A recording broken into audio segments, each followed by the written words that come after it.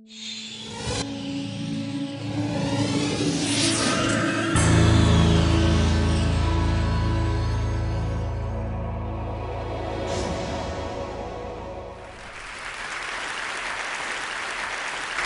all know the truth of what I'm going to say. I think the intuition that inequality is divisive and socially corrosive has been around since before the French Revolution.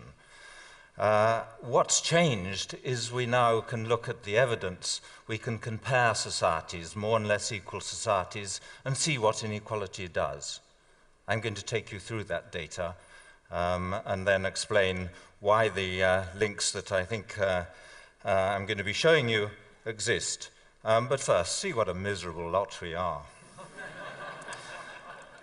I want to start, though, with a paradox. This shows you life expectancy against gross national income, how rich countries are on average. And you see the countries on the right, like Norway and the USA, are twice as rich as Israel, Greece, Portugal on the left. And it makes no difference to their life expectancy at all. There's no suggestion of a relationship there. But if we look within our societies, there are extraordinary social gradients in health, running right across society. This again is life expectancy. These are small areas of England and Wales, the poorest on the right, the richest on the left. Not a difference between the poor and the rest of us. Even the people just below the top have less good health than the people at the top. So income means something very important within our societies and nothing between them. The explanation of that paradox is that within our societies we're looking at relative income or social position, social status, where we are in relation to each other and the size of the gaps between us. And as soon as you've got that idea, you should immediately wonder, what happens if we widen the differences or compress them, make the income differences bigger or smaller? And that's what I'm going to show you. I'm not using any hypothetical data. I'm taking data from the UN, it's the same as the World Bank has, on the scale of income differences in these rich developed market democracies. The measure we've used, just because it's easy to understand and you can download it, is how much richer the top 20% than the bottom 20% in each country. And you see in the more equal countries, on the left, Japan, Finland, Norway, Sweden, the top 20% are about 3.5, 4 times as rich as the bottom 20%. But at the more unequal end, UK, Portugal, USA, Singapore, the differences are twice as big. On that measure, we are twice as unequal as some of the other successful market democracies. Now I'm going to show you what that does to our societies. We collected data on problems with social gradients, the kind of problems that are more common at the bottom of the social ladder. Internationally comparable data on life expectancy, on kids' maths and literacy scores, on infant mortality rates, homicide rates, proportion of the population in prison, teenage birth rates, levels of trust, obesity, mental illness, which in the standard diagnostic classification includes drug and alcohol addiction, and social mobility. We put them here all in one index. They're all weighted equally. Where a country is a sort of average score on these things.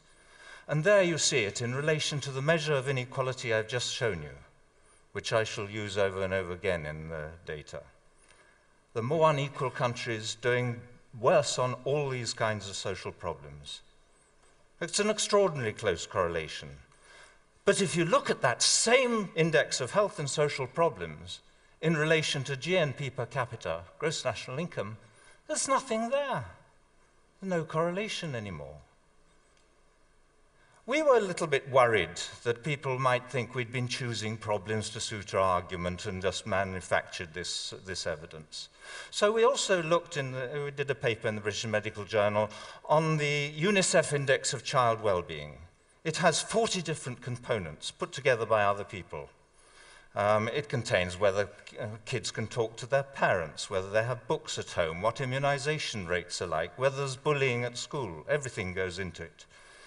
Here it is in relation to that same measure of inequality. Kids doing worse in the more unequal societies, highly significant relationship.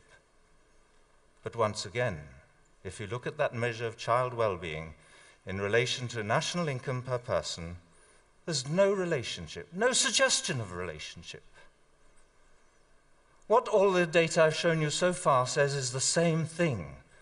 The average well-being of our societies is not dependent any longer on national income and economic growth.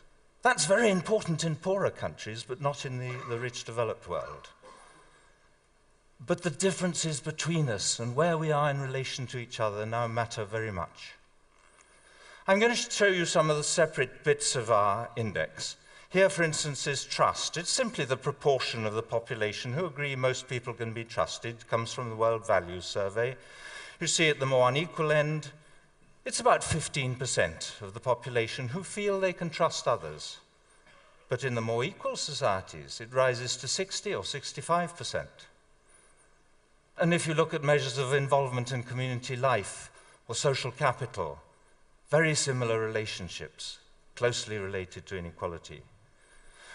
I may say we did all this work twice. We did it first on these rich developed countries, and then as a separate test bed, we repeated it all on the 50 American states, asking just the same question. Do the more unequal states do worse on all these kinds of measures? So here is trust from the General Social Survey of the federal government related to inequality. Very similar scatter over a similar range of levels of trust. Same thing is going on. Basically, we found that almost anything that's related to trust internationally is related to trust amongst the 50 states in that separate test bed. We're not just talking about a fluke. This is mental illness. WHO put together figures using the same diagnostic interviews on random samples of the population to allow us to compare rates of mental illness in each society. This is the percent of the population with any mental illness in the preceding year. And it goes from about 8% up to 3 times that. Whole societies with 3 times the level of mental illness of others. And again, closely related to inequality. This is violence. These red dots are American states and the blue triangles are Canadian provinces. But look at the scale of the differences. It goes from 15 homicides per million up to 150. This is the proportion of the population in prison. There's about a 10-fold difference there, log scale up the side, but it goes from about 40 to 400 people in prison. That relationship is not mainly driven by more crime. In some places that's part of it. But most of it is about more punitive sentencing, harsher sentencing. And the more unequal societies are more likely also to retain the death penalty. Here we have children dropping out of high school. Again, quite big differences, extraordinarily damaging if you're talking about using the talents of the population. This is social mobility. It's actually a measure of mobility based on income. Basically, it's asking, do rich fathers have rich sons and poor fathers have poor sons? Or is there no relationship between the two? And at the more unequal end, father's income is much more important. In the UK, USA, and in countries, the Scandinavian countries, father's income is much less important. There's more social mobility. And as we like to say, and I know there are a lot of Americans in the audience here, if Americans want to live the American dream, they should go to Denmark.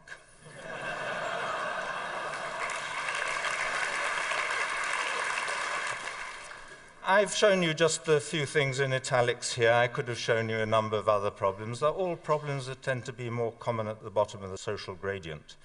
But there are endless problems with social gradients that are worse in more unequal countries. Not just a little bit worse, but anything from twice as common to 10 times as common.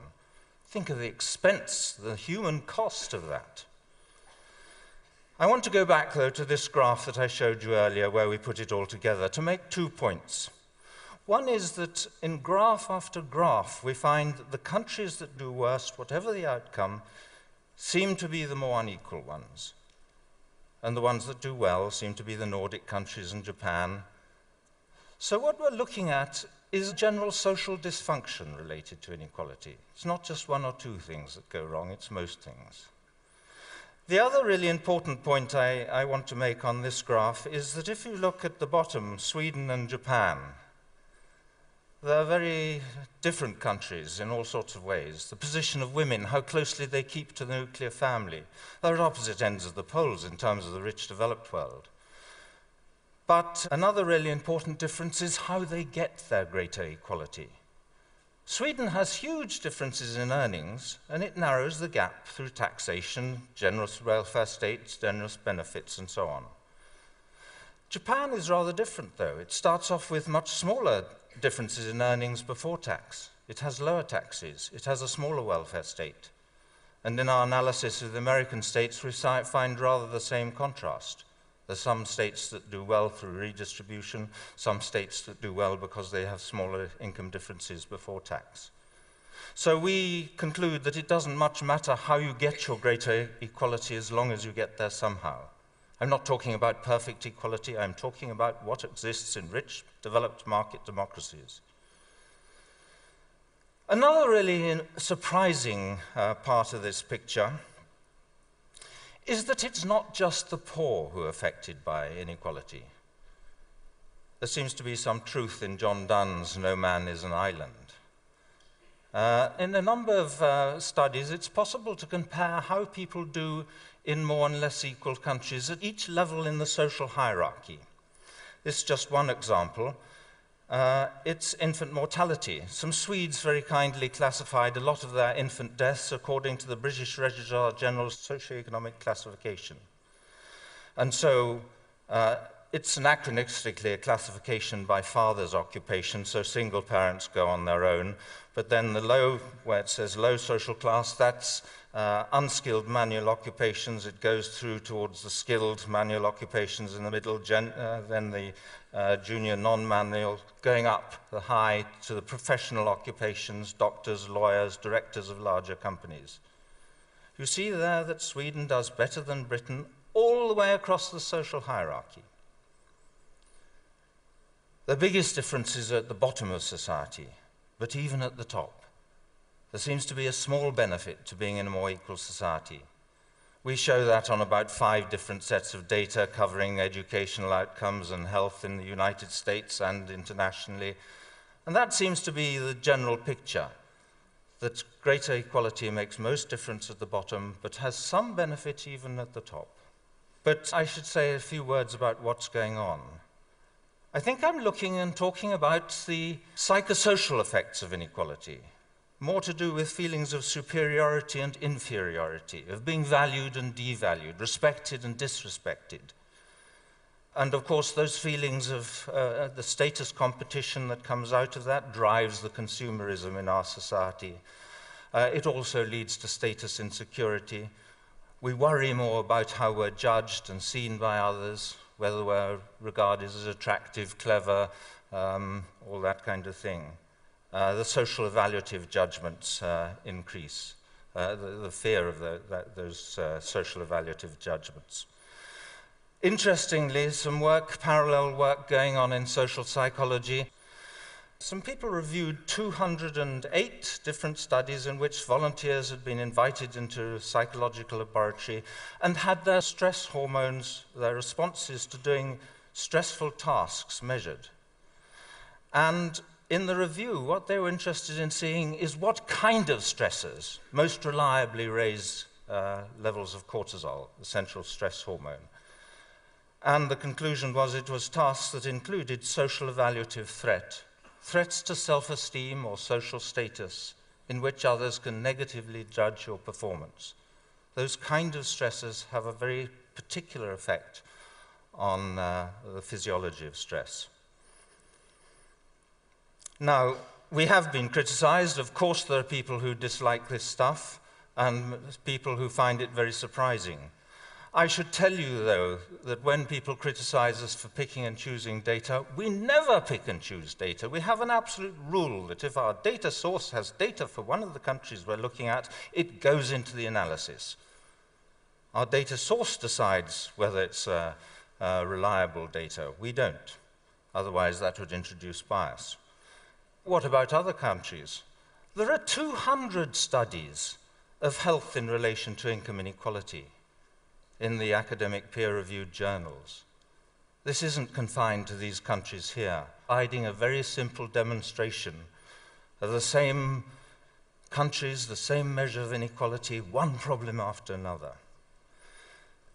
Why don't we control for other factors? Well, we've shown you that GNP per capita doesn't make any difference. And of course, others using more sophisticated methods in the literature have controlled for poverty and education and so on. What about causality? Correlation in itself doesn't prove causality.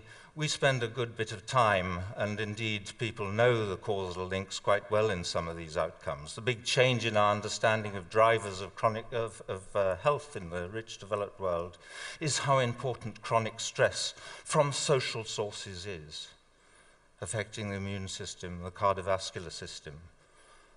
Or, for instance, the reason why violence becomes more common in more unequal societies is because people are sensitive to being looked down on.